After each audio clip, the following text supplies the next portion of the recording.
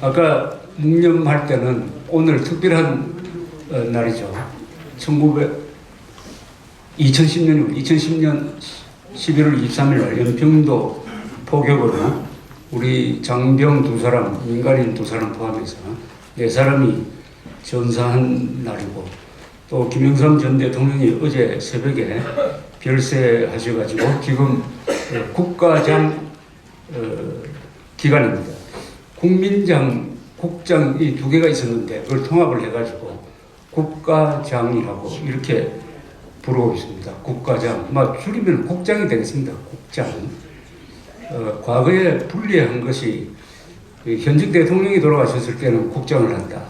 그래서 박정희 대통령이 한 분 국장을 했고, 전직 대통령 경우에는 국민장인데 2009년 8월에 김대중 전 대통령이 별세했을 때 국장을 하는 바람에 그 관례가 깨져 버렸습니다. 그 뒤에 정부에서 국민장과 국장에 무슨 차이가 있느냐, 영어로 번역하면 똑같아요. 스테이트 퓨너럴 좀 되는데 그걸 합쳐가지고 국가장으로 했습니다. 26일 날 발인이 연결식이 국회 앞에서 열린다고 합니다. 그 국회 앞에서 김영삼 전 대통령의 연결식이 이루어지는 것은 아주 그분의 생애에 비춰서 아주 잘 잡은 장소라는 생각이 들었습니다. 김영삼 전 대통령은 만나서 자기 자랑을 할 때 제일 강조하는 것이 원내 총무를 5번 했다는 것이었습니다. 야당 원내 총무를 5번 했다. 이 국회의원 9번 당선, 최연소 당선, 그것보다도 원내 총무를 많이 한 것을 아주 자랑스럽게 생각을 하고 있었습니다. 이분은 국회 선거를 아주 중요시 한 사람이라고 볼 수가 있습니다. 우리나라 역대 대통령이 지금 11명인데 그 중에 한번 꼽아보십시오. 국회의원 출신이 몇 명인지. 몇 명쯤 되겠습니까? 국회의원 출신이 8명입니다. 국회의원 출신 아닌 사람은 박정희, 전두환, 최규하 3사람입니다. 그러니까 우리가 국회를 없애야 된다든지 욕을 많이 하지만은 국회가 대통령의 산실입니다. 국회가 시끄럽고 하지만은 우리나라 민주주의의 산실이라고 볼 수가 있습니다.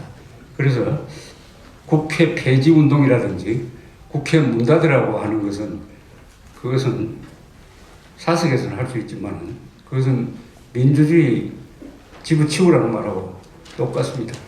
이 국회는 개혁은 대상이지 문 닫는 대상은 아니에요. 국회 문 닫으면 그게 바로 쿠데타입니다. 쿠데타. 국회 문을 닫으면. 쿠데타의 정의가 헌법을 정지시키는 건데 헌법 정지시키는 것은 바로 국회 문을 닫는 거니까 우리가 쿠데타하지 않은 구호는 내세울 수가 없죠. 자, 이렇게 해서 삼김 시대에서 두 김씨가 이제 이성에서 저성으로 갔습니다. 한 분 넘었고 삼김씨가 실질적으로 정치적으로는 오래전에 끝났죠. 언제 끝났느냐 하면 김대중 대통령이 물러난 2003년에 끝났지만 그 후계자들이 있고 그래서 그 그늘 속에서 한 10년 더 계속되었는데 이제 정말 끝나는, 물리적으로 끝나는 느낌을 줍니다. 이 3분은 나이 순으로는 김대중, 김종필, 김영삼 순이죠. 저는 그분들하고 나이 차이가 한 20살 되면서 그 3사람을 취재했던 어떻게 보면 삼김 담당 기자였어요. 이 3분 다 아주 오랫동안 인터뷰를 하고 글도 쓰고 하는 과정에서 3사람을 좀 관찰할 수 있는, 직업적으로 관찰할 수 있는 그런 좋은 위치에 있었습니다. 기자는 관찰자입니다. 관찰자. 구경꾼이에요. 참여자가 아닙니다. 기자는 김영삼, 김대중, 김종필의 측근도 아니고 그 사람은 멀리서 상당히 좀 거리를 두고 관찰하는 사람이었습니다. 그 관찰자로서 지켜본 세 사람은 다 장점도 있고 단점도 있고 그렇습니다. 김영삼 전 대통령은 두 시기가 명확하게 달라지죠. 93년에 대통령이 된 이후와 그 전에 김영삼 이렇게 아주 평가도 많이 다를 것이라고 생각합니다. 저는 대통령이 되기 전에 김영삼 씨를 많이 만났으니까 그 기억이 아주 많이 남아 있어요. 그 기억이 훨씬 대통령이 된 이후에 기억보다는 좋습니다. 어떤 경우에는 아주 멋지기도 하고, 김영삼이라는 분은 대통령 되기 전에 김영삼은 민주투사로 불립니다. 민주투사. 굉장히 만나면 기분이 좋은 분이었습니다. 기분이 좋은 사람. 우선 태도가, 자세가 당당하죠. 키는 작지만 당당하고 얼굴이 아주 귀공자처럼 동안이고 아주 겸손하고 성격은 아주 급하다고 들었지만 기자를 참 잘 상대해 주는 사람이었어요. 김영삼 씨가 대통령이 될 수 있었던 큰 힘은 기자들의 인기였습니다. 언론으로부터 가장 좋은 대접을 받은 사람이 김영삼 전 대통령이었습니다. 대통령이 되고 나서는 달라지죠. 언론과 정치의 숙명적인 갈등도 있었지만은 그때부터 김영삼 대통령이 과거의 김영삼 대통령과는 다른 모습을 보였다고 저는 생각을 합니다.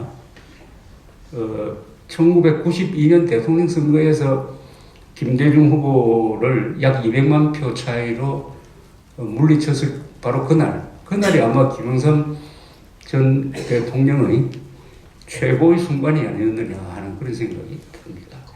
민주투사라고 하면은 또 한 사람 김대중 씨하고 딱 두 사람 생각납니다. 민주투사 두 사람이죠. 근데 그 두 사람의 투쟁하는 방법은 많이 달랐습니다. 그것은 지금 한국 정치판에도 그 영향을 주고 있습니다. 우선 김영삼 씨는 국회를 중요시하는 사람이었어요. 그러면은 선거를 중요시합니다. 선거. 소위 장내 정치를 중요시합니다. 요새는 장외란 말이 잘 안 나오죠. 가끔 야당이 국정원 댓글 사건으로 장외로 나간다. 그때 가끔 장외로 나옵니다. 그것은 정치판 바깥으로 나온다는 거죠. 국회 바깥으로 나와서 거리에서 투쟁한다는 것을 장외라고 그랬는데 옛날 이 군의주의 정부 시절에는 장외란 말 많이 썼습니다. 장외 투쟁한다. 장외 투쟁한다. 김영삼 대통령은 장외 투쟁보다는 장내 투쟁이 그분의 전공이었어요. 장내라는 것은 국회라는 뜻이기도 하고 어떤 합법적 공간 안에서 싸운다. 국회, 언론, 여론, 선거를 통해서 민주화운동을 한다. 이런 뜻이고 김대중 씨는 장외 투쟁이 전공이었습니다. 장외. 그렇다고 장내 투쟁 안 한 것도 아니죠. 그분도 국회의원 오래 했으니까. 그래서 두 사람이 장내 투쟁, 장외 투쟁. 장외 투쟁은 가끔은 폭력적일 수도 있고 법을 무시할 수도 있고 이런 한계를 넘는 수도 있습니다. 김영삼 씨는 가능하면은 그 한계를 넘으려고 하지 않았던 사람이에요. 그렇다면은 온건한 민주투사 또는 합헌적인 민주투사 이렇게 부를 수도 있지 않을까 이렇게 생각이 됩니다. 1972년 10월 17일 날 박정희 대통령이 유신 선포를 했습니다. 그때 무슨 소요 사태가 난 것도 아닌데 느닷없이 계엄령을 선포를 해가지고 국회 문을 닫아버리고 직선제 폐지해버리고 통일주체 국민회의 대의원을 통한 일종의 체육관 선거로 가는 그것은 명백한 쿠데타죠. 박정희는 두 번 쿠데타를 한 사람입니다. 5.16, 17.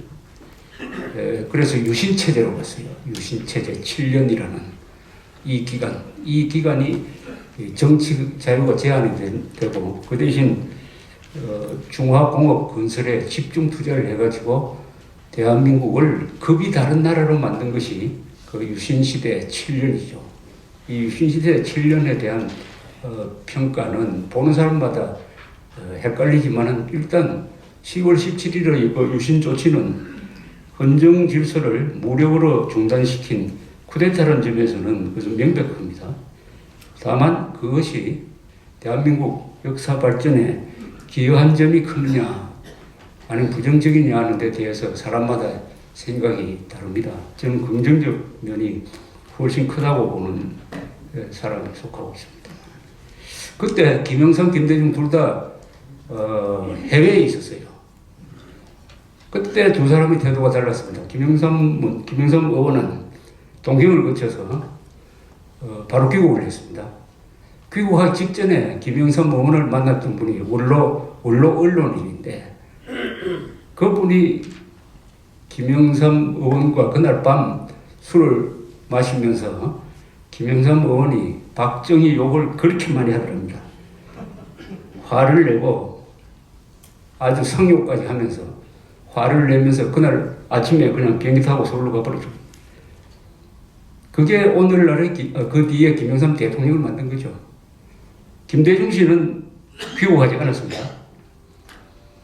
귀국하지 않은 이유 중에 하나는 김대중 척건을 계엄사령부 수사본부에서 많이 데려갔습니다. 아마 고문도 좀 받았을 거예요. 그래서 자기 척건들을 다 수사 대상으로 삼아서 하는 걸 보고 신변의 위협을 느껴서 돌아오지 않았습니다. 그러다가 해외에서 활동을 하던 중에 일본에 있는 친북 인사들하고 손을 잡고 한민통이라는 걸 만들었어요.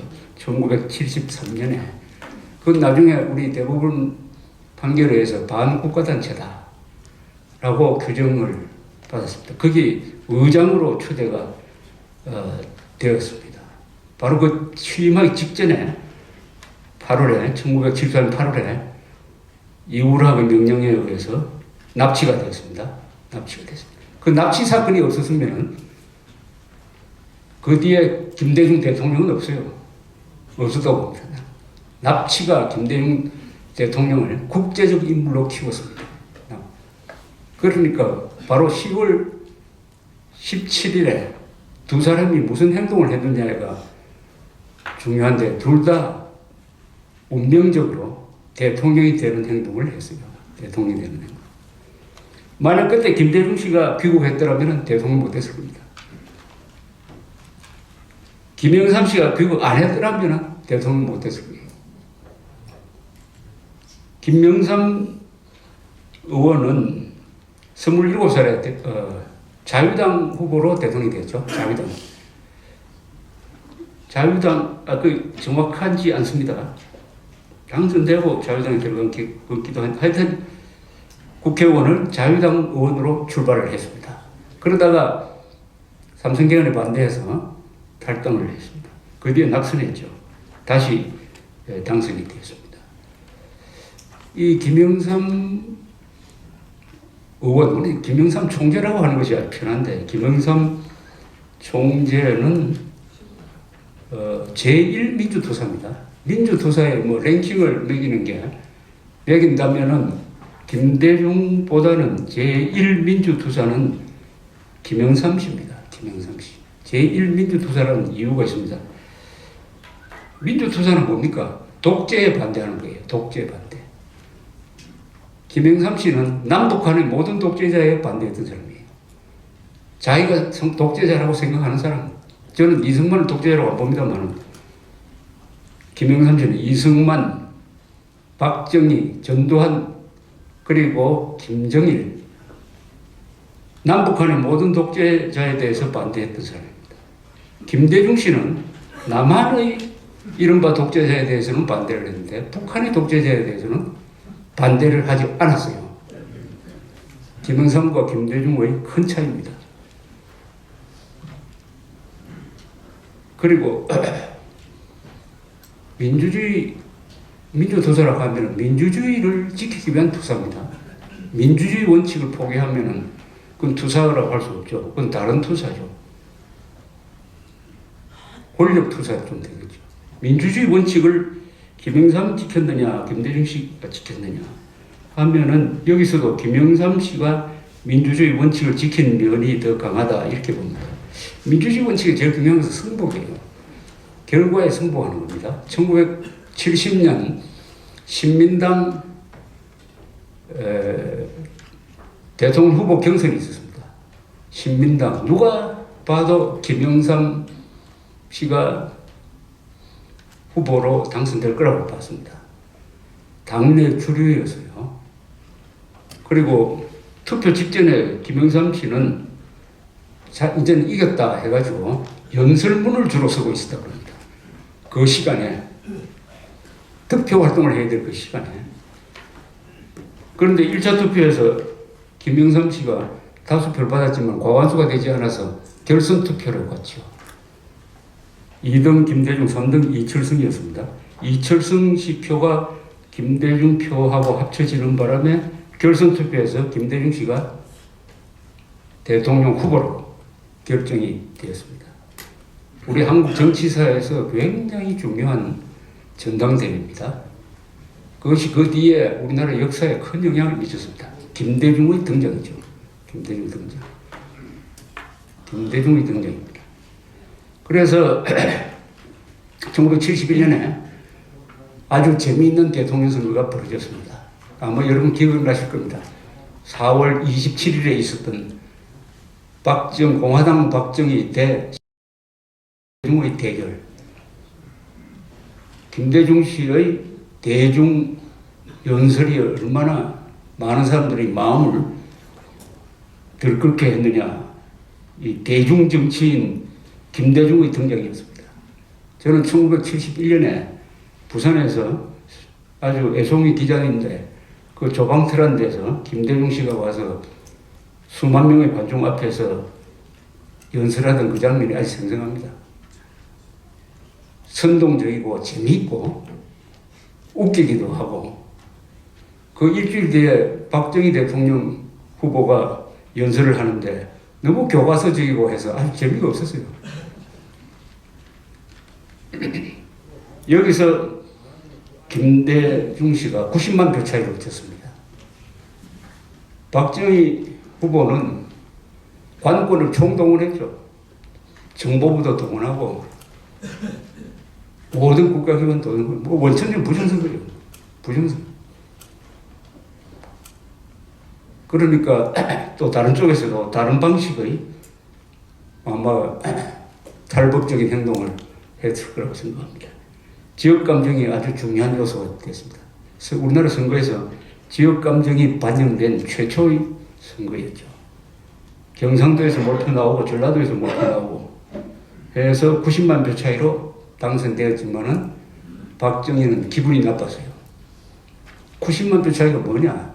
압도적으로 나를 찍어줘야 되는데 해서 국민들한테 섭섭하게 생각하는 마음이 삭트기 시작하면서 바로 그 직후에 김종필 씨의 정언에 의하면은 앞으로 선거를 안 해야 되겠다. 이런 선거 하다가 나라 망하겠다. 해서 유신 조치를 구상을 하고 있었다고 합니다. 자, 이렇게 해서 국민들 마음속에 김대중이란 이름 석자가 팍 바뀌었어요. 그때 김대중 선거 연설 보조원으로 쫓아다닌 사람이 김영삼이었습니다. 부산에서 찬조 연설을 하는 것을 들었습니다. 찬조에서 김대중 씨를 찍어달라고. 자기 정치적 고향인 부산에서 그 모양이 아주 근사했어요. 아주 근사했습니다. 아, 저게 민주주의구나. 많은 사람들은 앞에 그런 느낌을 줬습니다. 아, 민주주의는 이렇게 하는구나. 진 사람이 당당하게 그 결과에 승복하는 사람입니다.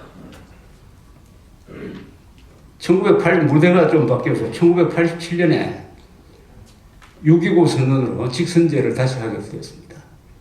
그때 김대중 씨는 신민당, 그 민주화를 주도한 신민당에서 나와서 평민당을 만들었습니다. 그래서 1로 3김으로 분열되었어요. 36.6%로 노태우 후보가 당선되고 2등 28%한 김영삼, 27% 김대중 이렇게 됐습니다. 김대중, 김영삼 표 합쳐졌으면 그때 김대중, 김영삼 둘 중에 누구 한 사람 당선됐습니다. 분열을 했습니다. 6.29 선언할 때부터 전두환 대통령은 절대로 김영삼, 김대중 합쳐지지 않을 것이다. 이렇게 보았던 것입니다. 이 분열의 책임은 누가 더 크냐? 그것은 김대중 씨가 크죠. 당 내에서 경선을 해가지고 단일 후보를 냈어야지. 어쨌든 이 승복하는 면에서 김영삼 씨가 더 모범을 보였다는 생각이 듭니다. 김영삼 전 대통령은 선거를 아주 잘하는 사람이었어요. 또 선거를 중요하게 생각하는 사람이었습니다. 원래 이 민주화 운동을 하는 사람은 선거를 중요시해야 됩니다. 선거를 통해서 세상을 바꾸는 겁니다. 선거를 통해서 정권을 바꾸는 겁니다. 최근 미얀마에서 그런 일이 일어났습니다. 선거를 통해서 핍박받던, 수십 년 동안 핍박받던 그 여자분이 정권을 잡았어요. 우리나라도 마찬가지죠. 이 선거를 통해서 세상을 바꾸고 민주화를 하고 정권을 잡겠다는 이런 확실한 전략을 가지고 있었고, 그 전략에 매우 충직했던 사람이 김영삼 총재였습니다. 그 가장 중요한 선거가, 김영삼 씨가 주도한 가장 중요한 선거는 1985년 2월 12일 총선입니다. 흔히 우리가 2.12 총선이라고 그러죠. 역사에 남을 중요한 선거죠. 2.12 총선. 이 2.12 총선에서 만들어진 지 4개월밖에 안 되는 신민당이 제1야당이 되어버렸습니다. 그리고 의용야당 역할을 했던 민한당이 3당으로 밀리면서 몰락을 하면서 곧 신민당이 흡수되어 버렸습니다. 원래 전두환 정권의 시나리오는 그게 아니었어요. 야당을 분열시키는 것이었습니다. 그러니까 정치법 규제법으로 정치 활동을 못하던 사람들을 풀어주고 그 사람들을 출마하게 함으로써 신민당 대 민한당으로 표가 쪼개질 것이라고 예상을 했어요. 그렇게 되니까 김대중 씨는 그때 미국에 있었는데 이 선거에 참여해서는 안 된다는 입장이었습니다. 그러나 김영삼 당시는 신민당 정치 규제에 묶여 있었으니까 정치는 못하는 입장이지만은 실질적으로 창당을 주도를 해가지고 여기에 선거 투쟁을 해야 된다. 그 사람 논리는 이거죠. 이 선거를 해야 국민들의 분노를 폭발시킬 수가 있다. 전두환 정권 출범 이후에 벌써 5년이 지났는데 5년 동안 사이에 있었던 이 민주화에 대한 열망이 굉장할 텐데 이거는 선거판이라야 폭발한다. 선거 기간 중에 전국적으로 선거운동을 하고 유세를 하는 이 공간을 활용을 해야 된다. 이런 전략이었습니다. 실제 그때 추위가 상당히 셀 때인데 딱 뚜껑을 열어보니까 유세장이 아주 뜨겁게 달구어졌습니다. 그때 아마 유세장에 갔던 분들이 많이 계실 거라고 생각합니다. 오랜만에 선거다운 선거를 하니까, 정말 오랜만에 선거다운 선거를 하니까 누가 무슨 소리 하는지 한번 들으러 가자. 여기 아주 중요한 지역이 여기 종로구였죠. 이민우 씨, 나이가 많은 이민우 씨가 출마하고 여기는 이종찬 씨가 출마를 했습니다.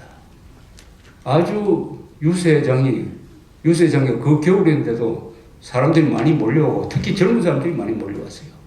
야, 이게 무슨 큰 변화가 일어나겠구나 하는 느낌이 왔습니다. 그러나 기자들은 신민당이 그렇게 약진하지 못할 거라고 생각을 했어요.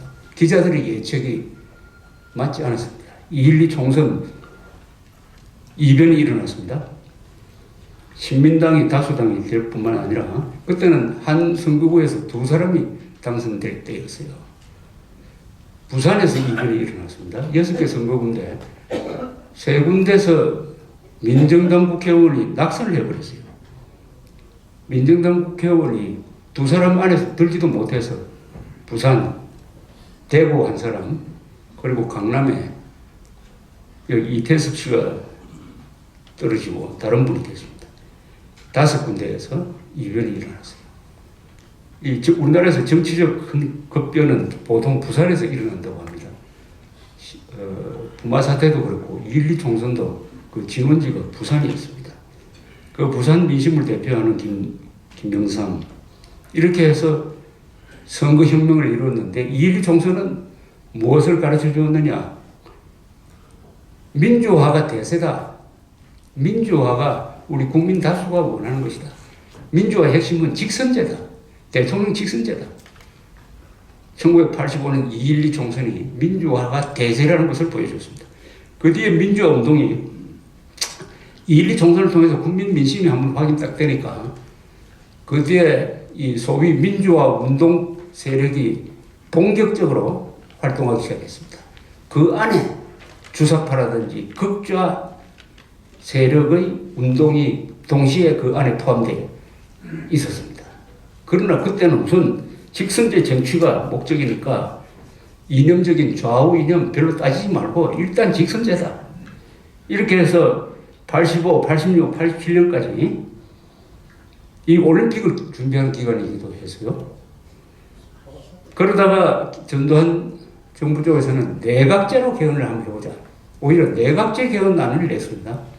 이래서 내각제냐 대통령 직선제냐 하다가 결국 1987년 6월 사태라는 것을 만나서 6.29 직선제 개헌으로 가게 되는 거죠. 이런 과정에서 2.12 총선을 김대중 아닌 김영삼 씨가 주도를 함으로써 선거혁명이 일어나는 계기를 만들었습니다. 그 전에 83년에 이 사람 단식을 했습니다. 23일 단식을 했는데 이건 진짜 단식입니다. 진짜 단식.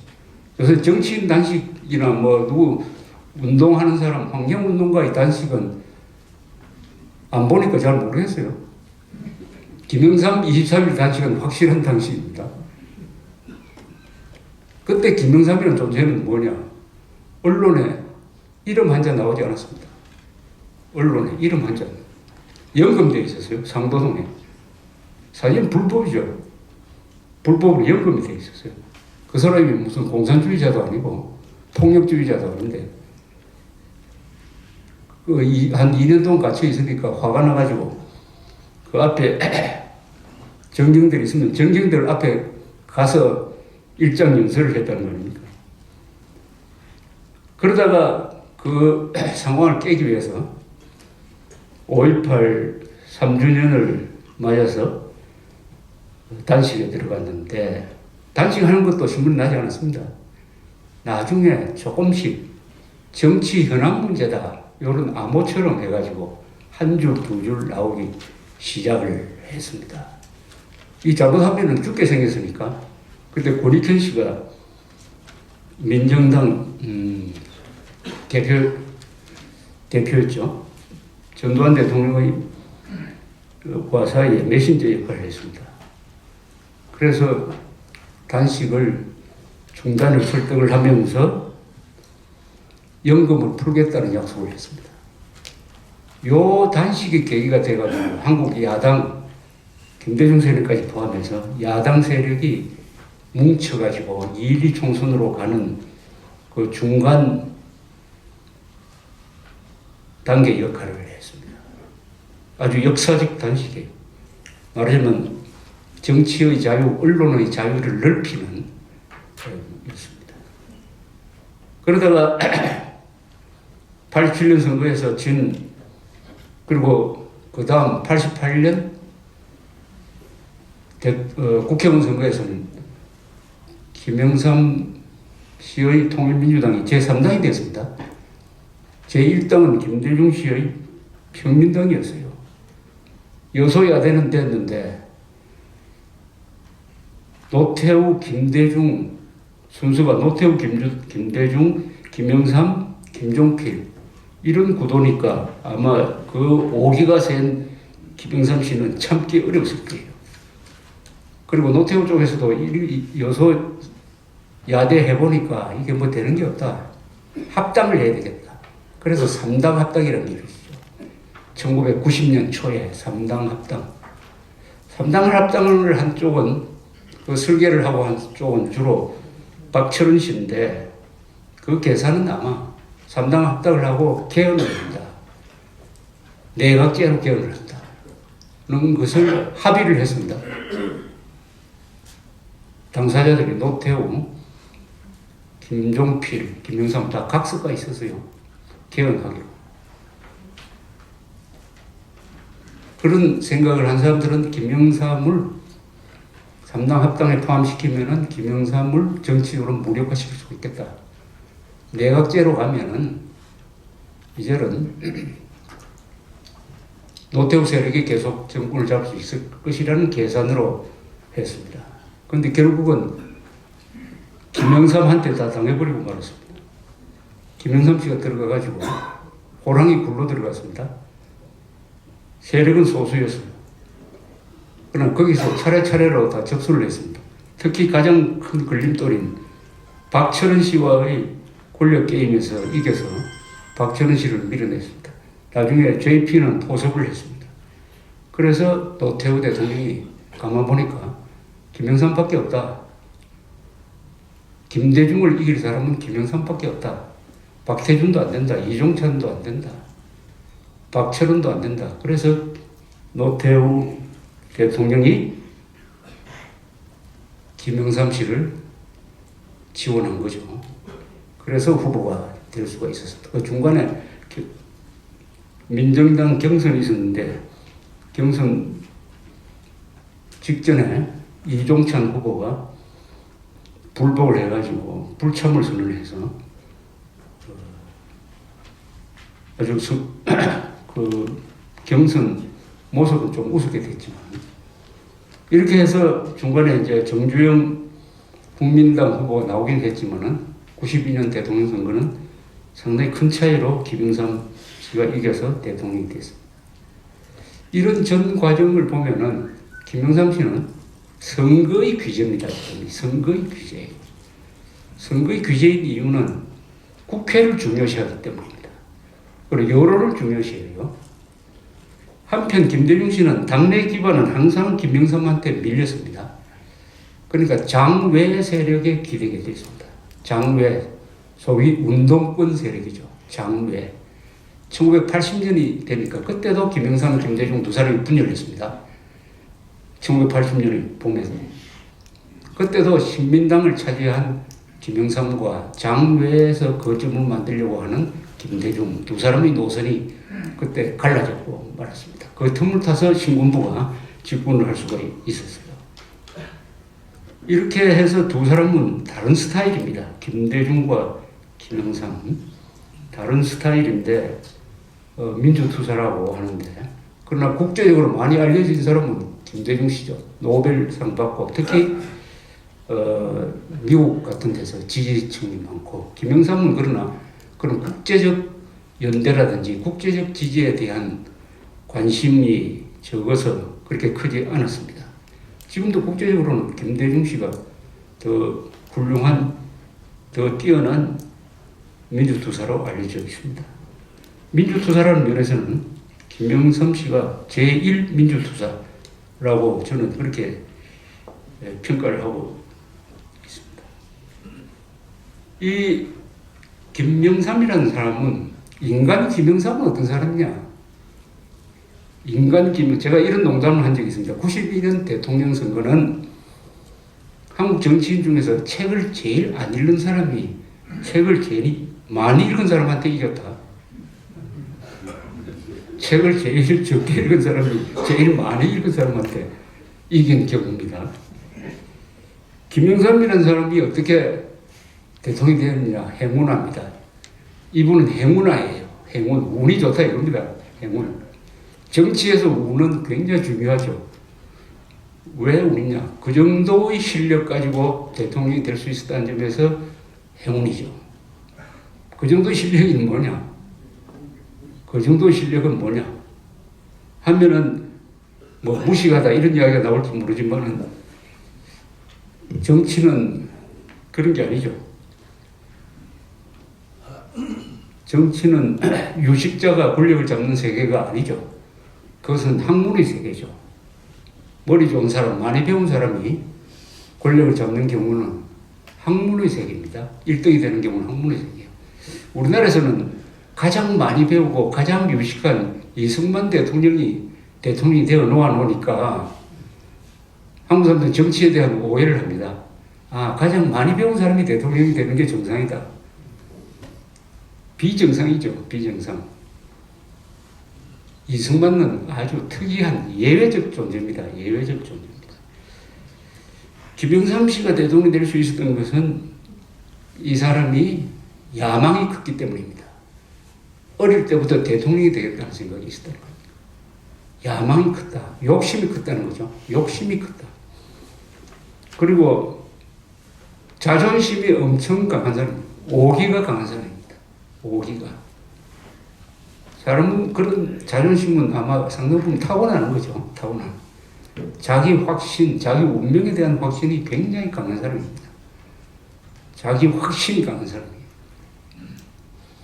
그러면은 타협을 잘 하지 않습니다. 이런 사람들은 타협을 잘 하지 않아요.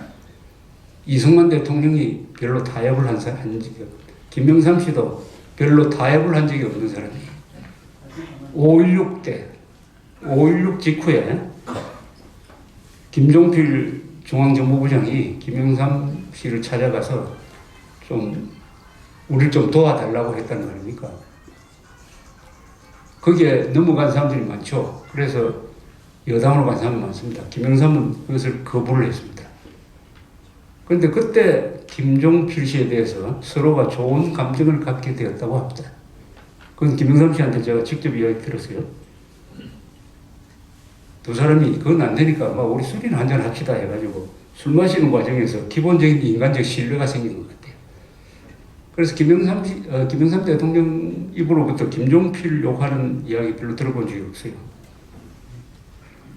나중에 두 사람이 신한국당에서 김종필 씨가 뛰쳐나가서 잡년을 만들면서 보수가 분열되고 그 틈에서 김대중 씨가 대통령에 당선되는 그 길이 열렸습니다만 두 사람은 기본적으로 상호 인격적 존중을 하는 사람이었습니다. 만약 5.16 직후에 김종필 씨의 설득에 넘어가서 김영삼이 박정희 지지로 갔으면은 그 뒤에 대통령 못 됐죠.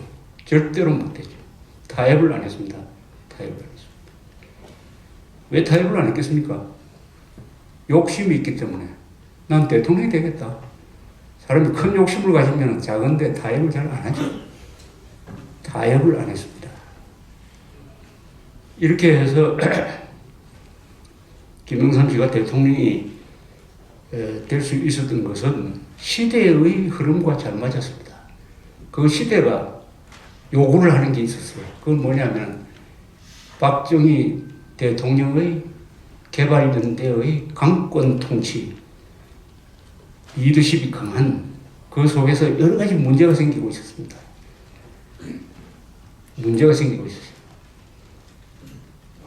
자유도 상당히 제한되고 또 도시에서 이 도시 빈민들이 철거되고 개발 우선주의로 나가니까 거기에 희생자가 생기지 않을 수 없죠.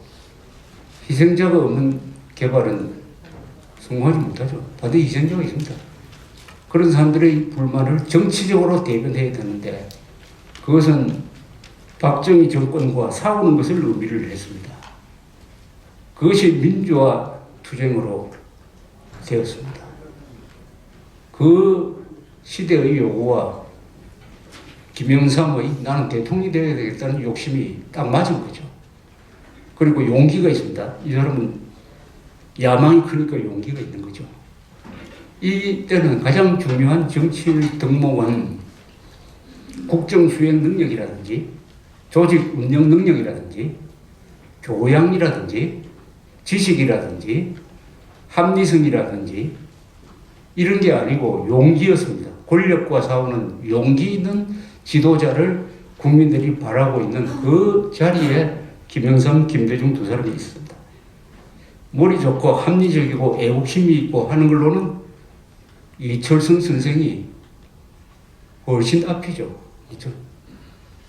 많이 읽고 많이 경험하고 아주 합리적이고 말 논리적으로 하고, 그러나 시대의 흐름과는 맞지 않았습니다. 그러면서도 그분은 고집스럽게 자기의 길을 갔어요. 그런 점에서 존경해야 될 뿐이죠. 존경을 받아야 될 뿐이죠. 그러나 존경과 권력은 또 다른 것이죠. 그래서 김영삼, 박정희 대 김영삼 이러는 거 아니겠습니까? 1979년이 김영삼 씨나 박정희 대통령이나 우리 모든 국민들한테 굉장히 중요한 해죠. 1979년. 사건, 사고가 굉장히 많은 해였습니다. 11.6 사건만 있었던 것이 아니고 12.12 사건만 있었던 것이 아니고 사회적으로도 굉장히 사건이 많았어요. 뭐 살인사건도 희한한 게 나오고 뭐 이런 시대였습니다. 그때 이란 혁명이 일어나서 석유값이 2배로 올랐습니다. 배럴당 30달러. 우리가 직격탄을 맞았어요. 중화공업을 막 펼쳐놓은 시절이었습니다. 과잉 투자였습니다. 물가 오르고, 그리고 부가가치세를 실시를 했어요. 1978년부터. 여기에 대한 불만도 많았습니다. 이때 신민당 전당대회에서 김영삼 씨가 역전승으로 당선되었습니다. 그때는 1차 투표에서는 이철성 씨가 다수 표를 얻었는데 결선 투표로 가서 이기택 씨의 표가 김영삼 표하고 합쳐지는 바람에 김영삼 총재가 등장했습니다. 그때부터 대여 강경투쟁을 주도하기 시작을 했습니다. 여기에 YH 사건이라든지 노사 문제가 같이 엮이고, 마지막에는 중산층이 박정희 대통령 18년 장기 집권에 실정을 내고, 이런 가운데서 김영삼 의원을 국회에서 제명을 하게 됐습니다. 뉴욕타임스 기자하고 인터뷰한 내용이 사대주의적이다 이래서 대통령이 화를 내니까 차지철이 주도해가지고 친위 강경 세력을 동원해가지고 제명을 했습니다. 그것이 1979년 10월 초인데, 여기에 자극을 받은 부산에서 부마 사태가 일어났어요. 그 열흘 뒤에 김재규가 술자리에서 감정적으로 격동된 상태에서 박 대통령을 시해하게 되었습니다. 1979년의 이 큰 변화에 김영삼 씨의 역할이 아주 핵심적인 역할이 거기에 있었습니다. 이렇게 보면은 민주투사 김영삼은 아주 역사적 역할을 한 사람이에요. 역사적 역할을. 그러나 대통령이 된 다음에 대통령 김영삼으로 들어가면은 공과가 나누어지는 거죠. 민주투사 김영삼은 저는 90%가 잘한 거라고 봅니다. 90%. 9대1로 압도적으로 잘한 게 역사적으로 그렇고 도덕적으로도 그렇고. 그런데 대통령 김영삼 이렇게 되면 또 다른 문제입니다. 이거는 다른 문제일 수밖에 없는 게 그 일이 다르기 때문에. 민주투사는 권력을 상대로 싸우는 일이에요. 아주 간단합니다. 그러나 대통령 김영삼은 큰 나라를 경영하는 사람이에요. 큰 나라의 안보를 책임지는 일. 이때부터 능력이 달라집니다. 그러나 김영삼 대통령은 민주투사로서 그 기질을 기어 체인지 하듯이 깔끔하게 바꾸지 못한 상태에서 대통령직 5년을 수행을 했다고 봅니다.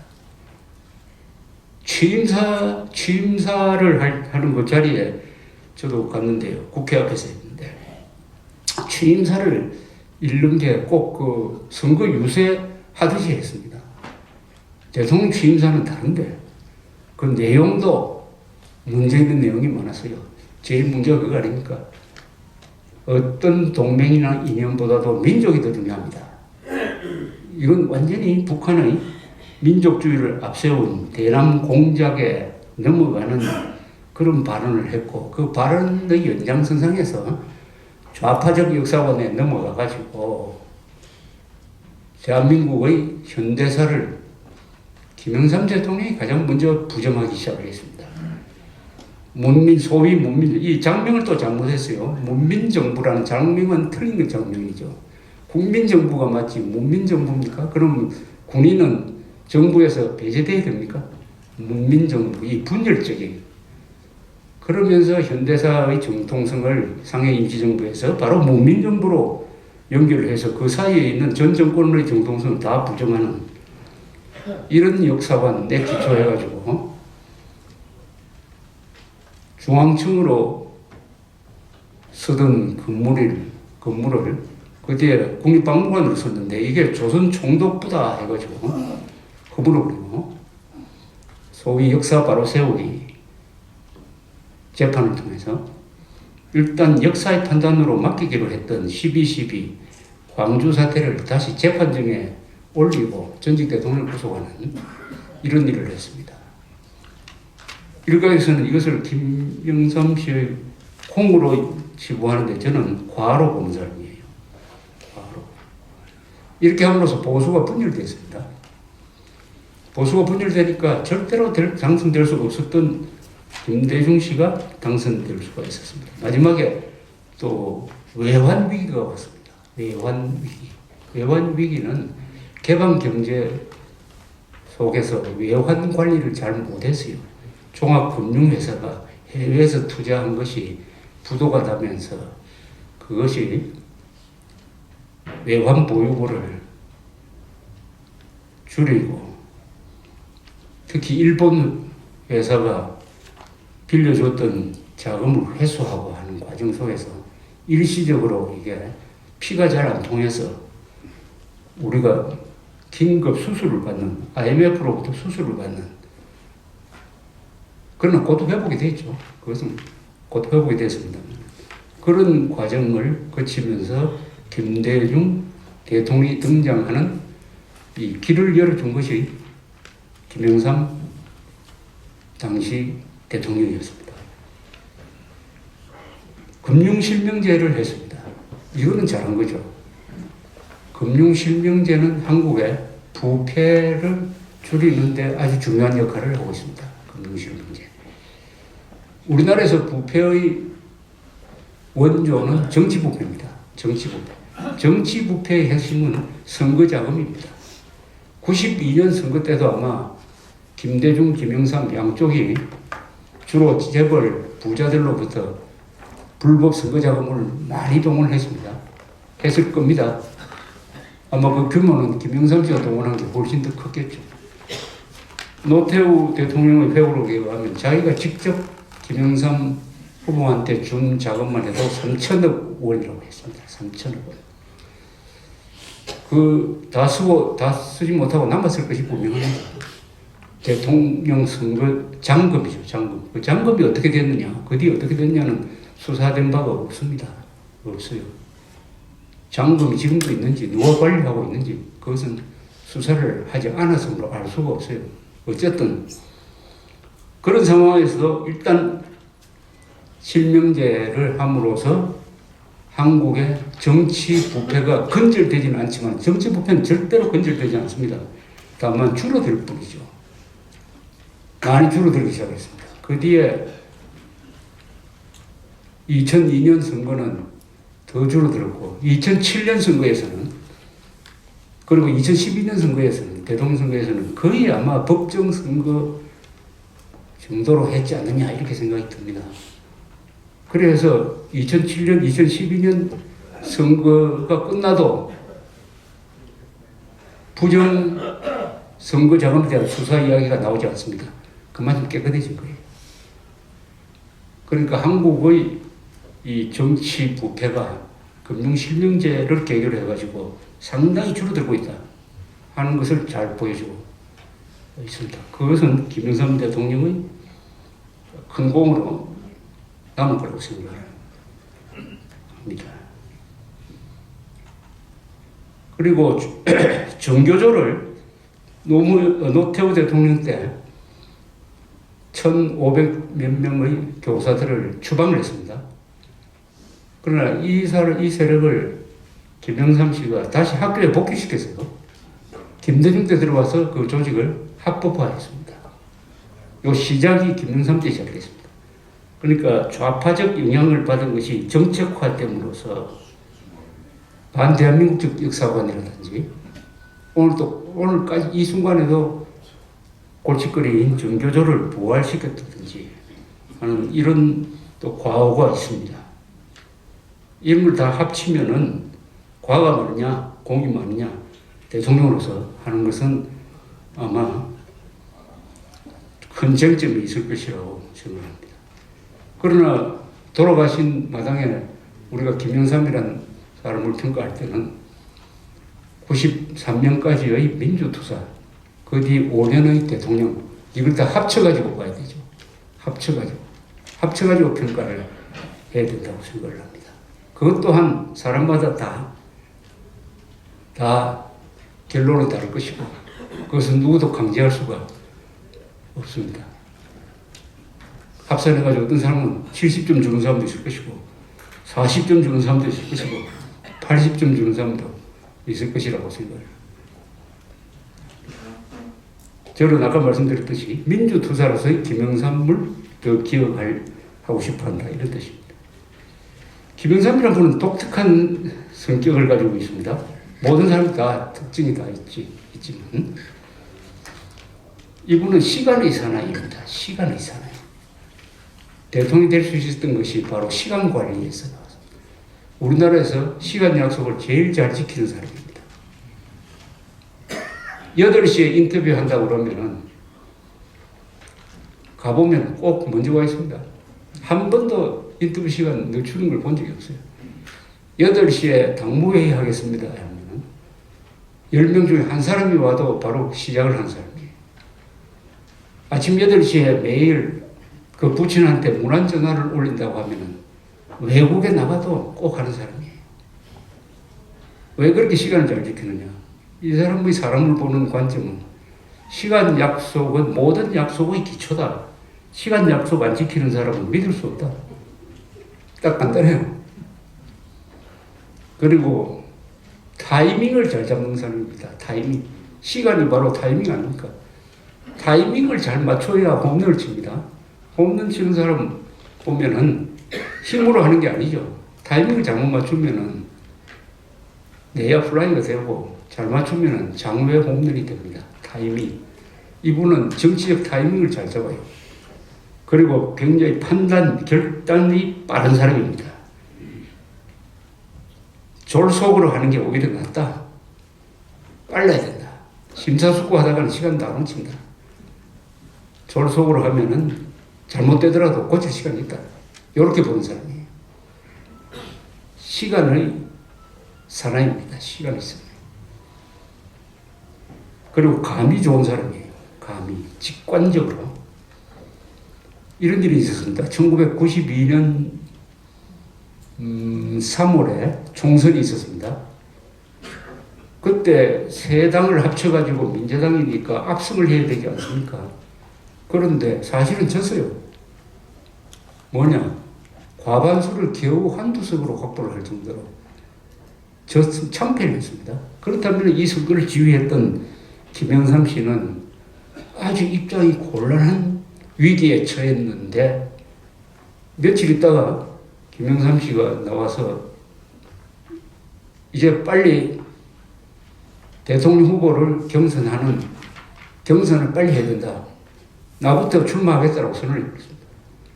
그러니까 선거 패배를 따지는 여론이 싹 없어져버리고 여당 경선 쪽으로 모든 관심이 쏠려버렸습니다. 그래서 탈출을 했어요. 탈출. 그런 아주 국면 전환을 잘하는 사람입니다. 그 국면 전환이 이런 식으로 나타나는 거죠. 원래 김영삼 씨는 12.12 사건, 5.18 사건은 공소시효가 끝났으므로 이것은 역사의 판단에 맡겨야 된다는 입장이었어요. 그러다가 1995년에 박계동 의원이 노태우 비자금 사건을 폭로를 하게 되었습니다. 김대중 씨가 먼저 자기 고백을 했어요. 나도 노태우로부터 20억 받았다. 그건 뭡니까? 김영삼 씨 당신 얼마 받았냐? 고백하라 이거 아닙니까? 이러니까 김영삼 씨가 탈출로를 하나 만든 게 그게 5.18 특별법이죠. 5.18 특별법. 공소시효 끝난데도 불구하고 소급 적용할 수 있는, 그것은 사실 헌법 위반이죠. 소급 적용할 수 있는 법을 새로 만들어가지고 전두환 노태우 구속, 소위 역사재판을 하게 된 거죠. 이것도 국면 전환의 한 모습이었습니다. 이게 김영삼식 스타일이었습니다. 그것을 포함해서 인간 김영삼, 정치인 김영삼은 이제 역사의 무대로 사라졌고, 삼김식에도 이제 물리적으로 이제 끝나가는 그런 자리에 있는 과정에서 이제 어제 결세를 하셔가지고 이제 26일 날 영접식을 갖게 되었습니다. 민주투사로서는 김영삼이 어뜸이라고 제가 이야기를 했습니다. 민주투사. 그러면 한국 민주주의 건설에서는 누가 어뜸이냐? 민주투사가 민주주의를 건설하지는 않죠. 민주주의는 건설하는 겁니다. 그야 당연히 이승만 대통령이 제1 민주주의 건설자죠. 2등은 박정희고 이렇게 볼 수 있습니다. 그러면 이승만, 박정희, 김영삼의 각각의 역할은 뭐냐? 민주주의를 건설하는 데는 이승만, 박정희처럼 안보를 튼튼하게 하고 경제를 발전시키는, 또 제도를 만드는 이런 사람이 주가 돼야 되죠. 또한 김영삼, 김대중 씨처럼 민주주의가 보장하는 국민의 기본권, 언론의 자유, 선거의 자유를 누릴 수 있도록 싸우는 사람이 있어야 됩니다. 싸우는 사람. 자유를 정치하기 위해서 싸우는 사람이 있어야 돼요. 싸우는 것도 민주주의를 건설하는 거예요. 경제를 발전시키는 것도 민주주의를 건설하는 거예요. 그래서 오늘날 대한민국의 이 민주주의는, 우리가 누리고 있는 이 민주복지, 이것은 이승만, 박정희, 김영삼 같은 사람들이 각각 자기 나름대로 열심히 건설하고 싸운 덕분에 만들어졌다. 이렇게 종합적으로 봐야 될 것이다 라고 생각합니다. 그것이 김영삼 전 대통령의 별세를 계기로 과거의 70년의 민주주의 발전사를 우리가 통합적으로 보고, 그분이 마지막에 화합, 통합이라는 말을 썼다고 그러는데, 통합적 역사관으로 봐야 된다는 하나의 메시지가 아니겠습니까? 김영삼 전 대통령에 대한 이야기는 이 정도로 하겠습니다. 최근에 연세대학교에서 이승만 연구원에서 이승만 일기를 출간을 했습니다. 이건 비밀 풀린 것 같은데, 이승만 대통령이 일기를 썼어요. 영문으로 썼습니다. 이분은 영문으로 쓰는 게 훨씬 편한 사람입니다. 이분이 쓴 영문은 명문입니다. 문장이 짧고 명쾌하고 명문입니다. 명문. 영어로 읽어보면은 이분의 영어 실력이 어느 정도 수준이냐 하는 것을 알 수가 있습니다. 조지 오웰의 동물농장이 명문이라서 그 학교에서 그 영어 교재로 쓰는 그 문장하고 비슷합니다. 1904년에서 1933년까지 썼다가 10년 쉬었다가 1944년. 그걸 제가 읽어보면서 또 다른 모습의 이승만을 발견하게 되었습니다. 이승만 대통령은 여행을 많이 한 사람입니다. 여행을. 이승만 대통령은 세계를 많이 돌아다닌 사람이에요. 1933년에는 제네바에서 국제연맹회의가 있을 때 한국의 독립을 탄원하기 위해서 가가지고 거기서 8개월 동안 유럽을 여행을 했습니다. 나중에는 어렵게 소련에까지 갔어요. 그 기록이 자세하게 남아있는데 이분은 요새 관광하듯이 그 어떤 도시에 가서 골목 구석구석 찾아다니고 뭐 케이블카도 타고 커피숍에도 가고 하는 것을 아주 즐기는 사람이었습니다. 제가 보니까 이건 직업적 여행가라는 느낌이 들었습니다. 그리고 이분이 일찍부터 운전을 한 사람입니다. 운전하기 시작한 걸로 치면 우리나라에서 아마 몇 번째 될 거예요. 아주 난폭 운전자였다고 합니다. 자동차를 가지고 미국 대륙을 몇 번 횡단한 기록이 또 자세히 나와 있어요. 여기서 느낀 게 뭐냐. 이승만 대통령이 흔히 도는 시야가 넓다. 국제 정세를 잘 보는 사람이다. 이렇게 이야기하는데 그 힘이 많은 사람을 만나고 많은 지도자를 만나고 플러스 여행을 많이 한 거하고 관계가 있을 것입니다. 여행을. 견문이라고 그러죠. 견문. 보고 듣는 거. 견문이라고 합니다. 이 여행을 이렇게 비교하는 사람도 있습니다. 여행은 독서다. 여행이 독서다라고 합니다. 보통 독서는 눈으로 하죠. 여행이라는 독서는 뭘로 합니까? 온몸으로 하는 거죠. 그게 진짜 자기의 지식이 되는 것이죠. 그것과 독서 그리고 많은 사람을 만나는 것 이것이 합쳐져서 이승만이 가지고 있었던 거시적 시각을 만들어낸 것이 아니겠느냐 하는 여행가로서의 이승만을 보게 됐습니다. 여행을 가지 많이 한 사람. 흔히 역사학자들은 이렇게 이야기합니다. 이동을 많이 하는 민족이 가장 발전한다. 이동을 많이. 역사의 한 법칙입니다. 이동을 가장 많이 한 민족을 꼽아보십시오. 영국 사람들. 식민지 개척 아닙니까? 네덜란드 사람들. 불란스 사람들은 여행을 또 많이 하는 사람들은 아니에요. 요새 여행을 누가 제일 많이 합니까? 중국 사람들. 한국 사람도 많이 나가는 축에 들죠. 이 발전하는 나라입니다. 여행을 많이 하고 이동을 많이 하면 사람이 똑똑해집니다. 개방적이 되는 거죠. 그 선구자가 이승만이었다. 여행 제일 안 한 지도자가 누구죠? 우리나라에서.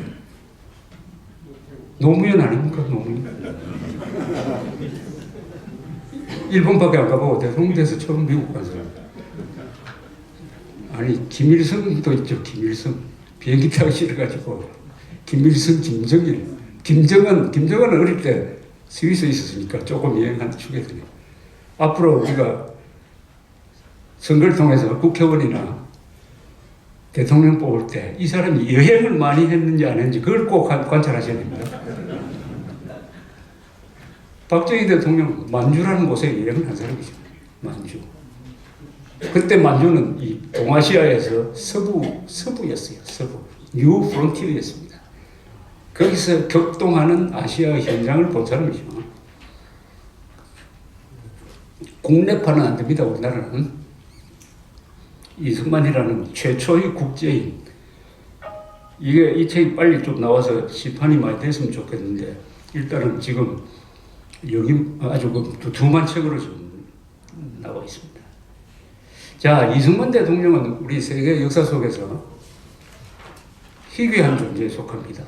70대에 건국, 호국, 근대화를 주도한 사람이에요. 70대. 1945년에 귀국했을 때 이 사람이 만 70이었습니다. 만 70. 물러나셨을 때가 85. 70대에. 자, 70대면 아무리 정신력, 체력이 다 떨어질 때입니다. 70대에. 그런데 어떻게 70대에 역사를 바꾸느냐? 나라를 두 번 구하느냐?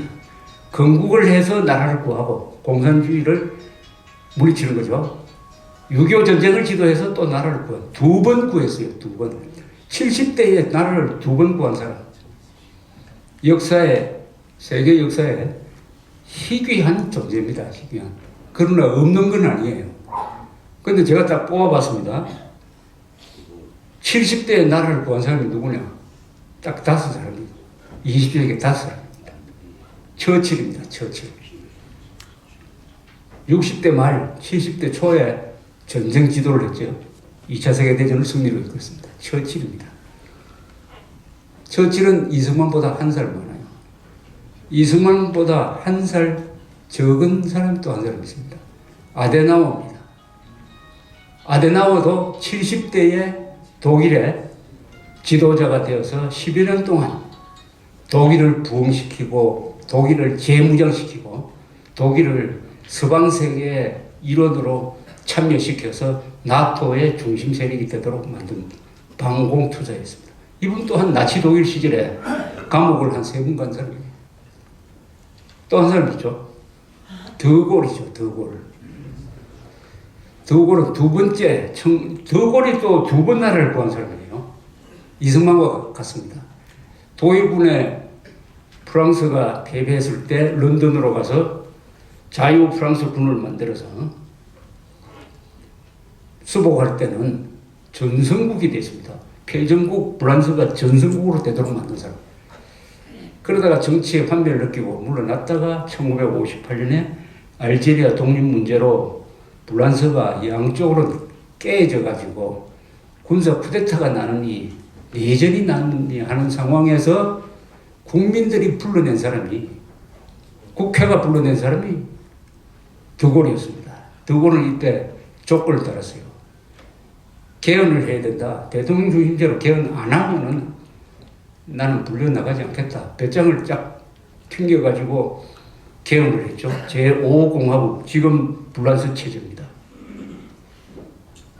이 사람이 58년 때 나이가 68세, 그리고 1968년에 그만두었으니까 70대를 대통령으로 지내면서 프랑스를 안정시켰습니다. 프랑스는 원래 정치 불안의 나라였습니다. 좌우 대결이 심했기 때문에. 그러다가 5공화국이 출범한 다음에는 정치가 안정되어 있습니다. 프랑스가. 그렇지 않으면 오늘날의 프랑스 정치는 지금 이탈리아 정치하고 아마 아주 흡사했을 것이라고 생각합니다. 또 한 사람의 위대한 70대가 있습니다. 레이건 대통령입니다. 레이건 대통령. 이 5사람의 공통점이 있어요. 처칠, 이승만, 아데나워, 드골, 레이건. 첫째, 5사람이 다 반공주의자입니다. 5사람이 다 기독교입니다. 기독교적 반공주의자예요. 그 중에 처칠은 성공해, 아데나워는 천주교, 드골 천주교, 드골은 제수이스트죠. 나머지는 개신교. 기독교적 반공주의자였다. 그리고 건강했다. 근데 이 건강이 어디서 나왔느냐? 저는 정신력에서 나왔다고 봅니다. 정신력. 역사적 사명감이 있으므로 아플 틈이 없는 거죠. 바빠서 못 아픕니다. 이런 사람들은. 너무 바쁘면 아플 시간이 없어요. 이승만, 처칠 이런 분들 아플 시간이 없습니다. 아마 건강의 한 조건이 자기 건강에 신경 안 쓰는 것이 아닌가 싶습니다. 더 큰 일에 남을 위해서 신경 쓰다 보면 아마 그 정신력으로 해서, 그래서 이분들이 이렇게 홀려서 물러나면 곧 돌아가시는 경우가 많아요. 그 긴장해서 풀어지면. 드골은 그만두고 1년 뒤에 사망했고, 아데나워는 3년 뒤인가 그렇고요. 레이건 대통령은 곧 치매에 걸려가지고 한 10년 동안 고생을 했습니다. 이승만 대통령도 5년 뒤에 돌아가셨죠. 자, 이런 공통점이 있는 이 위대한 70대 지도자. 앞으로 우리나라에서 또 70대 지도자가 나타날지 모르겠습니다.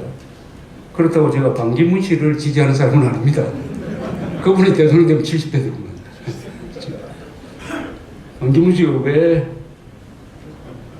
북한으로 가려고 하는지, 저게 분명한 건 저 선거운동의 차원이더라고 이해하는 게 바를 겁니다. 북한에 갈 이유가 없는데 가는 정치인들은 저 사람 정치하는 사람인지 아닌지를 판별하는 방법이 하나 있어요. 엉뚱한 일을 하면 정치하는 사람입니다. 상식을 벗어난 것, 표를 생각하기 때문에 평소 하던 짓이 아닌 다른 행동을 하면은 전성절 행사에 참석한다든지, 그렇죠? 그리고 참석했다 또 태산을 올랐다고, 거기 오르면은 뭐 운이 좋다고 그래요. 북한에 가서 김정은을 만난다? 만나서 무슨 합의를 하겠어요? 싸우고 와야죠. 김정은을 만나서 경고하고 싸우고 오면 됩니다.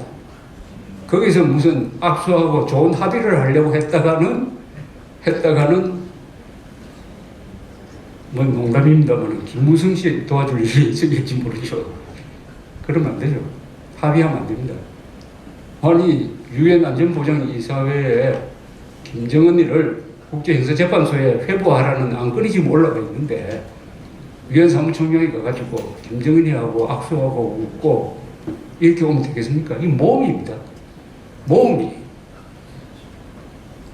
그리고 김정일, 김일성 만나서 정치적으로 좀 뭘 해보겠다고 한 사람 중에 성공한 사람 별로 없어요.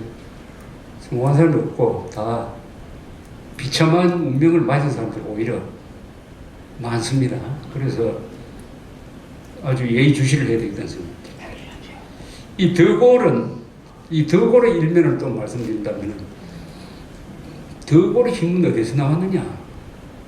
이 사람도 오기가 강한 사람이었어요. 자기 확신이 강한 사람. 아까 5명은요, 다 자기 확신이 강한 사람입니다. 내가 하는 게 옳다. 나는 역사의 편에 서 있다. 또 대다수는 하나님이 내 편이다. 이렇게 생각하는 사람이에요. 그렇게 생각하면 무서울 게 없죠. 또 그것을 뒷받침하는 실력이 있어요. 다 실력이 있는 사람이에요. 더골은 그런 확신에다가 이 사람이 아까 제가 5명 중에서 가장 지성적인 사람이 이승만과 더골입니다. 처칠도 뭐 책을 많이 쓴 사람인데 처칠보다도 더골의 문장력이 더 좋습니다. 더골의 회고록, 우리 요새 번역돼 있을 겁니다. 더골의 회고록, 영어로 번역된 회고록을 보았는데 명문입니다. 명문. 더골의 힘은 자기에 대한 자신감, 불굴의 의지력, 그 다음 지성입니다. 지성.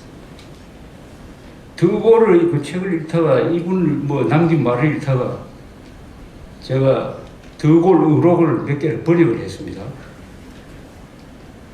더골이 이렇게 이야기합니다. 이분이 불란서를 좀 싫어하는 사람이에요. 위기만이 불란서를 단결시킬 수 있다. 265가지나 되는 치즈를 가진 나라를 갑자기 단합시킬 수는 없다. 치즈가 265개가 됩니다. 이렇게 까다로운 사람입니다. 내가 사람들을 더 많이 알게 될수록 개를 더욱 좋아하게 되었다. 사람보다 개가 더 좋다는 말을 이렇게 하는 거죠. 침묵은 권력의 최종 병기다. 지도자는 아무쪼록 침묵해야 된다는 말입니다. 용감한 사람은 난관에 특별한 매력을 느낀다. 공경에 직면하였을 때 자신의 능력을 발휘할 수 있기 때문이다. 위대한 사람들 없이는 위대한 성취도 없다. 사람들은 위대하려는 의지가 있어야만 위대해질 수가 있다. 김영삼도 그렇지만 이 사람들은 다 자기가 위대하고자 하는 의지가 있었기 때문에 위대해졌습니다. 남이 위대하게 만들지 않습니다. 본인이 역사에 남는 인물이 되겠다고 작심했으니까 역사에 남는 거지. 누가 옆에서 자리를 만들어서 모시고 옵니까? 쟁취하는 겁니다. 나는 정치란 정치인들에게만 맡겨놓기에는 너무나 심각한 문제라는 결론에 도달했다. 이 말은 클레방소라는 또 다른 위대한 불란서 정치인이 했던 말을 뒤집어 놓은 겁니다. 전쟁이란 장군들에게만 맡겨놓기에는 너무나 심각한 문제이다 하는 것을 역으로 쓰겠습니다. 애국심은 동족을 사랑하는 마음이 가장 먼저인 마음이고 민족주의란 이민족을 미워하는 마음이 먼저인 마음이다. 애국심과 민족주의를 이렇게 구별합니다. 정치인은 주인이 되기 위하여 무슨 행세를 한다. 정치인은 주인이 되기 위하여 무슨 행세를 한답니다. 여러분, 정치인들이 선거판에 나와서 표를 구걸하고 다니는 그 모습은 딱 무슨 모습 아닙니까? 본인도 그러지 않습니까? 국민들의 공복이 되겠습니다. 그렇게 하는 것은 사실은 주인이 되려고 그러는 거다, 이런 뜻이죠. 정치인은 주인이 되기 위하여 무슨 행세를 한답니다. 정치인들은 자신이 말한 것도 믿지 않기에 다른 사람들이 자신을 믿어주면 깜짝 놀란다. 정치에서는 조국이나 유권자들을 배신해야 할 필요가 있다. 그럴 경우에 나는 유권자들을 배신한다. 국익을 우선하겠다 하는 이런 이야기죠. 오늘 원래 주제는 이 교과서 이야기였습니다. 교과서. 교과서 이야기는 간단하게 끝내기 위해서 이런 것을 만들어서 여러분한테 하나씩 돌려드렸습니다. 이거 받았죠? 요 두 개의 요약이 잘 되어 있습니다. 저는 요약을 굉장히 중요시하게 생각하는 사람이에요. 복잡한 걸 어떻게 요약하느냐. 김정은을 위한 교과서냐, 대한민국을 위한 교과서냐 하는 것은 이 교과서의 본질적인 특징을 11개로 줄인 겁니다. 이 교과서들은 지금 개혁해야 될 교과서는 김일성보다 이승만을 더 미워하도록 가르친다. 자본주의를 악으로, 사회주의를 선으로 여긴다. 북의 전체주의 공산독재 정권보다 대한민국 정부를 더 미워한다. 침략자인 중공 소련보다도 미국을 더 비난한다. 미국의 도움을 묵살한다. 공국군을 적대시하고 공산군을 감싼다. 북한 정권의 나쁜 짓은 적극적으로 비호하고 은폐한다. 민주투사와 노동운동가는 우도하고 군인, 경찰, 기업인, 상사면, 과학기술자 그리고 방공투사는 홀대한다. 용어 조작으로 가치 판단을 뒤집는다. 현대사를 저항과 투쟁 중심으로 기술하여 법치를 부정하고 국민을 분열시킨다. 북한 역사책을 표절한 느낌이 절동 정도다. 요게 대한민국 교과서를 요약한 거고, 그 뒷면은 뭐냐 하면은 요새 교과서 국정화에 반대하는 사람의 논리를 반박하기 위해서 요약한 겁니다. 요새 친일 독재 비호 교과서 아니냐 이렇게 나온다든지 다양성이 더 중요한 거 아니냐라고 나올 때 그것을 반박하기 위해서 제가 9가지로 딱 요약을 해놨으니까 요걸로 아마 반박하면은 촌철 살인 아닌 촌철 활인의 역할을 할 수 있을 것이라고 생각을 하니까 이걸 카피를 해가지고 많이 돌려주시기 바랍니다. 그 중에 딱 하나, 이 교과서를 더 연구 검토를 해보니까 이걸 발견했습니다. 이 대한민국 교과서는 기본 틀이 북한 교과서를 뺏긴 거예요. 북한 교과서를 표절한 겁니다. 표절한 거죠. 아니, 표절하더라도 진실을 표절하면 괜찮아요. 거짓말을 표절하면 안 되죠. 그런데 북한 교과서의 거짓말을 베꼈다 이거예요. 그 증거가 많은데 딱 하나만 설명하겠습니다. 너무 복잡한 거 다 설명해버리면 머리 안 넘으실 테니까. 두산동화 교과서라는 게 있어요. 두산동화라는 이 출판사는 옛날에 아주 전통 있는 출판사였습니다. 동화 출판사라고 기억나시죠? 그 참고서 많이 나오고. 그게 두산으로 넘어갔다가 요새는 다른 회사로 팔려가 요새는 동화 출판사로 이름이 바뀌었습니다. 자, 이 교과서에 말이죠. 273페이지에 제가 한번 읽어드리겠습니다. 이렇게 대한민국 교과서에 이렇게 적혀 있습니다. 북한은 남한에서 총선거가 실시되자 곧바로 정부 수립에 나섰다. 8월 25일에는 남북 인구 비례에 따라 최고인민회의 대의원을 뽑는 선거를 실시하였다. 북한과 남한에서 선거로 뽑힌 대의원들은 1948년 9월 최고인민회의를 열어 헌법을 만들고 김일성을 수장으로 선출하였다. 9월 9일에는 내각을 구성하고 조선민주주의인민공화국 수립을 선포하였다. 이거 읽어보니까 이상한 점 없습니까? 이상한 점이 없어요. 북한의 선거 중에 남한까지 그렇죠. 북한은 남한에서 총선거가 실시되자 남북 인구 비례에 따라 남한 북한에서 선거를 했던 겁니다. 그럼 여기 계시는 분 중에는 그때 유권자가 아니실 테니까 그 부모님 중에 북한 선거에 참여하는 사람을 본 적이 있습니까? 북한 선거, 북한 대의원 선거 뽑는데 여러분 참여했습니까? 여러분의 부모님들이? 이 교과서는 했다는 거 아닙니까, 지금? 그래서 북한과 남한에서 선거로 뽑힌 대의원들은 최고인민회의를 열어가지고 헌법을 만들고 김일성을 뽑았으니까 조선민주주의인민공화국은 남북한 총선거에 의해서 뽑힌 정통성이 있는 국가다 이겁니다. 대한민국은 남한만의 총선거로 뽑혔다 이거예요. 이게 대한민국 교과서입니다, 여러분. 이런 대낮에 코베 갈 것 같은 거짓말이 교과서에 실려 있습니다. 기상천외죠. 이거 남북 인구 비례에 의해서 남한 북한이 선거를 했다고 적어놨으니까. 그런데 물론 다른 교과서에는 요건 없어요. 찾아보니까 말이죠. 북한은 중학교 4학년, 이거 중학교 4학년이니까 북한 우리 고등학교입니다. 중학교 4학년 교과서에 혁명 역사 1편이 있어요. 혁명 역사 172에서 174페이지. 예, 이렇게 적혀 있습니다. 자, 지금부터 읽는 거는 이거 북한 교과서입니다. 위대한 수령님께서 내려오신 방침은 북남 총선거를 실시하여 전체 조선 인민의 의사를 대표하는 통일적 중앙정부인 조선민주주의인민공화국을 세우는 것이었다.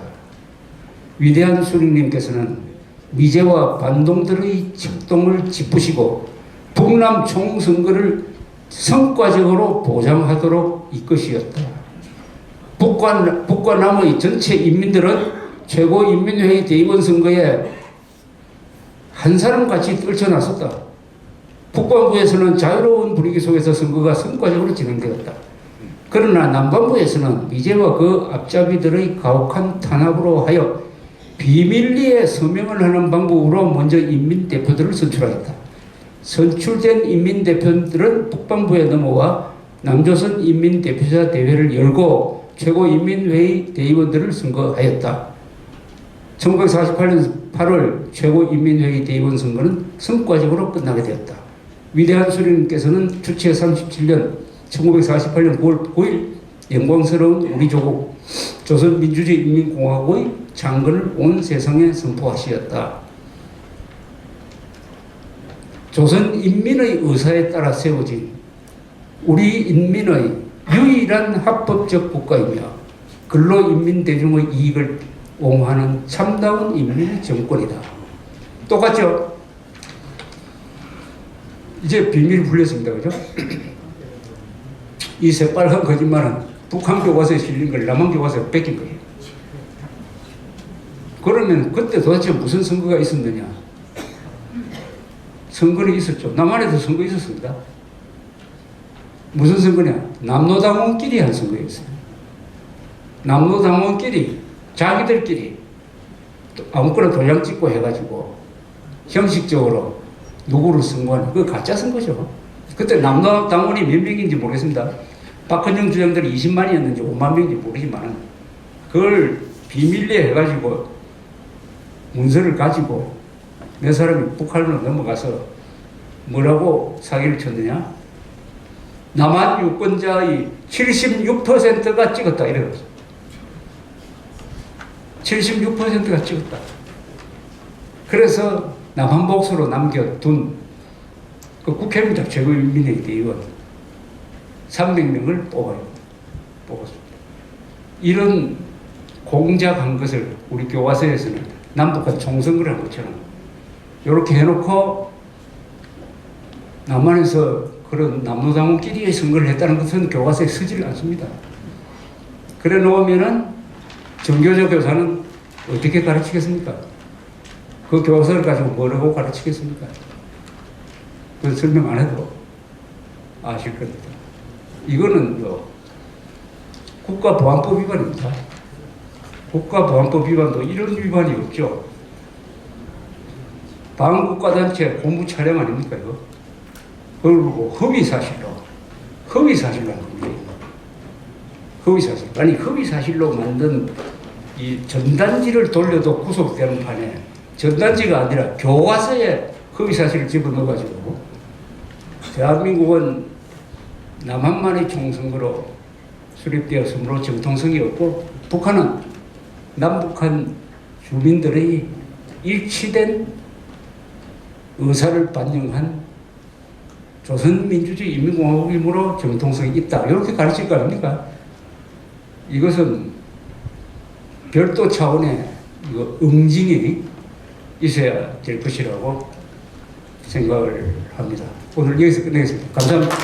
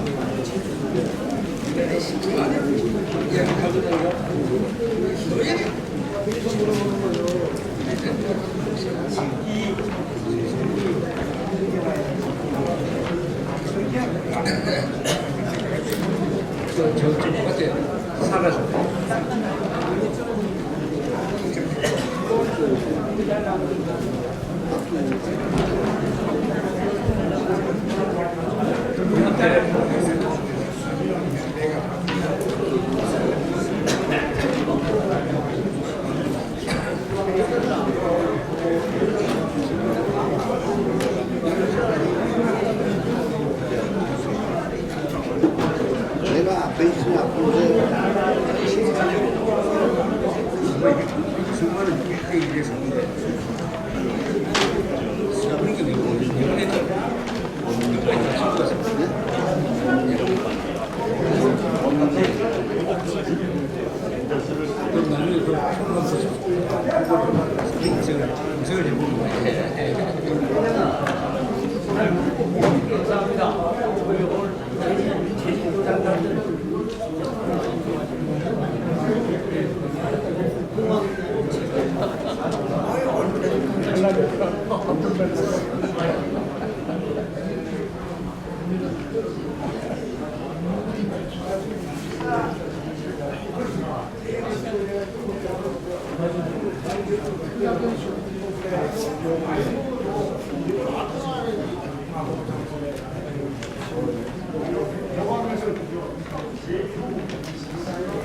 수고하십니다. 잠깐만. 저는요, 어쩜 유튜브에 보니까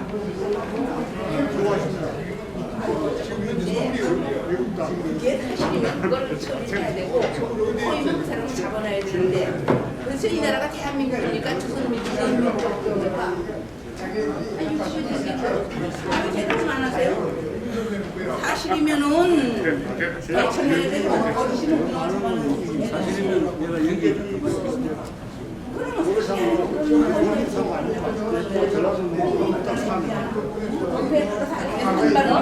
세상에 수고해오네. 양념은 알아가네. 요번에 영삼이 좋으시면 영삼이는 오늘 시럽 뿌리죠. 가을에 그두죠. 영삼에 시럽 뿌린 놈이 뭐요? 인기 좋아하네. 산 놈도 못 잡아먹는 못 척지는 못 이끄는 데 계신 놈 왜냐하면 우리가 농부가 너무 씨를 내버리는데 씨를 보내버리 시면 가을에 거둘 갑니다. 김영산이 진짜 아니고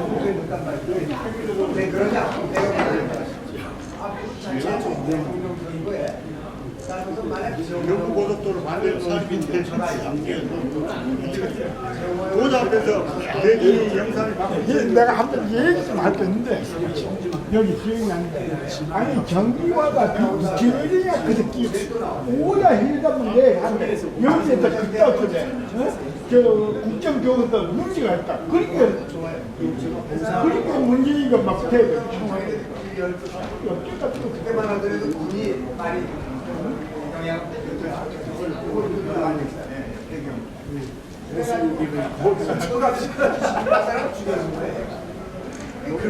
옆으로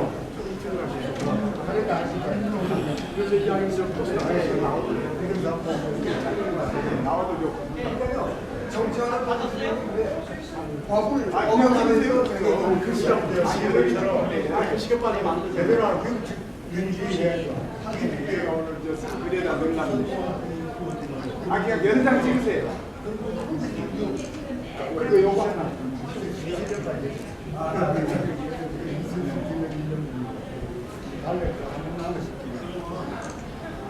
됐습니다. 아이고 감사합니다.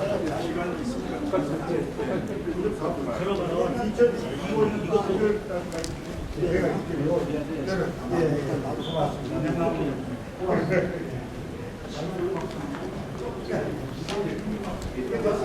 정치하는 분들이 이건 제1호가 교육시에서 그냥 억압하는 지지자 가는 거. 신대중이가 그 대표적인 알고 나니까 쉽게 말해서 정치 3분이에요. 5월 8일이죠. 5월 8일이 5월 8일 권한에 불교하고 올라온데 있죠. 쓴다게 그말은 왜? 김병선이 여기에서 그런데 올라오는 수고리만 걔네들은 어깨 좀 받지 않았어요. 그 박지원이었죠.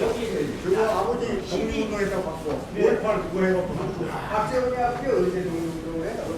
아니 그건 조작해갖고 지금 저게 저 노영진에 가보면 사육신도 있죠. 김재규가 있죠. 김종 저 영삼이하고 같은 집안입니다. 김입니다. 그래갖고 김문기가 사육신 있죠.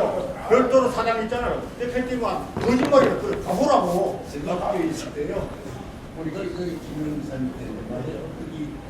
무슨 말인지 얘기하는 게 이제 전국의 그 김영삼 때부터 그 숙주시를 했을 때라는 걸 제가 확실히 느꼈는데 무슨 마이크? 이제 안국장을 갖고 왔어요. 인사말이요. 근데 인사 이렇게 하고 딱 보니까 공백이 있어요.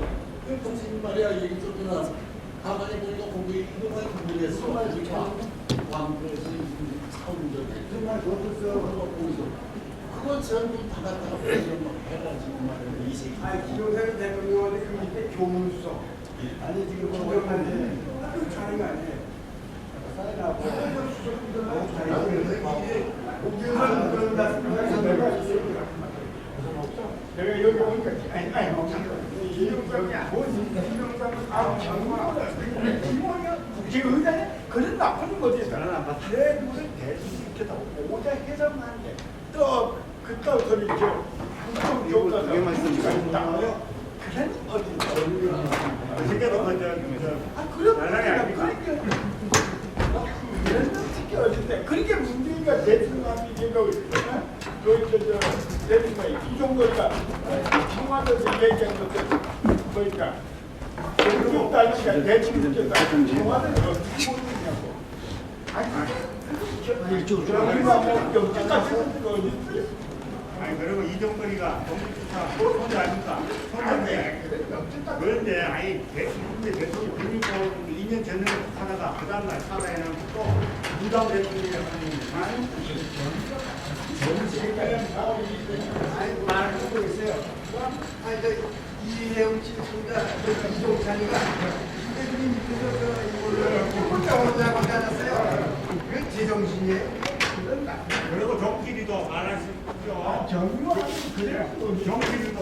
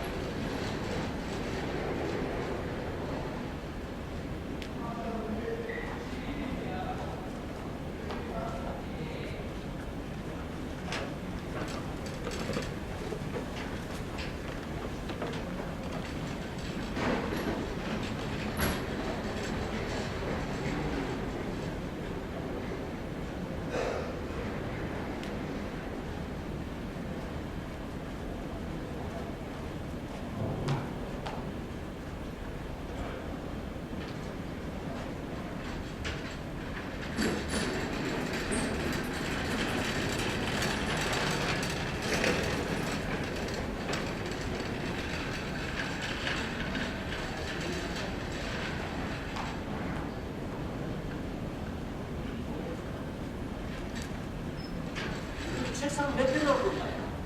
이거는 의자 4개.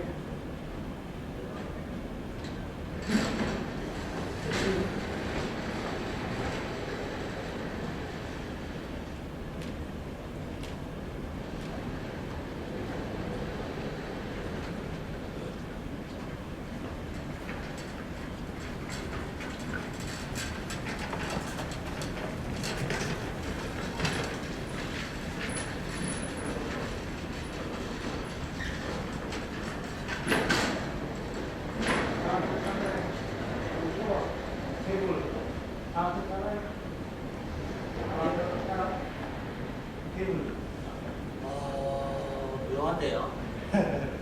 조금 아니, 그러니까 포럼이라서 근데 기자회견할 때 이게 서울시장, 경기도지사 뭐 이렇게 해놔서 네. 그냥 제가 볼 때는 한 4개 깔아놔놓고 4개 깔아갖고 4개를 보자고 4개. 자기 단체장이 네. 아주 또 저기서 4개를 한번 깔아보자고. 근데 어제 내일 원탁 들어가요? 예, 혼자.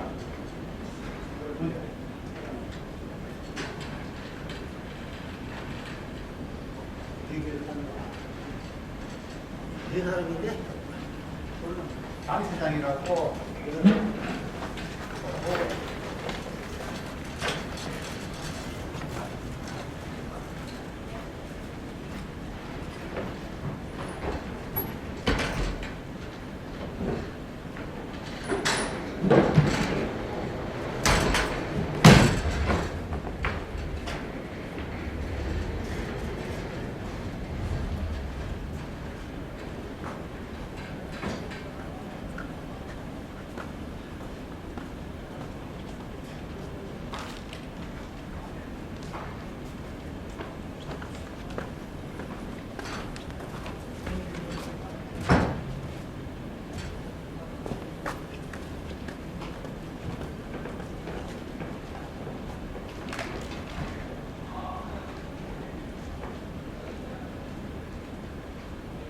상자를 120개 꺼내야 될 거예요.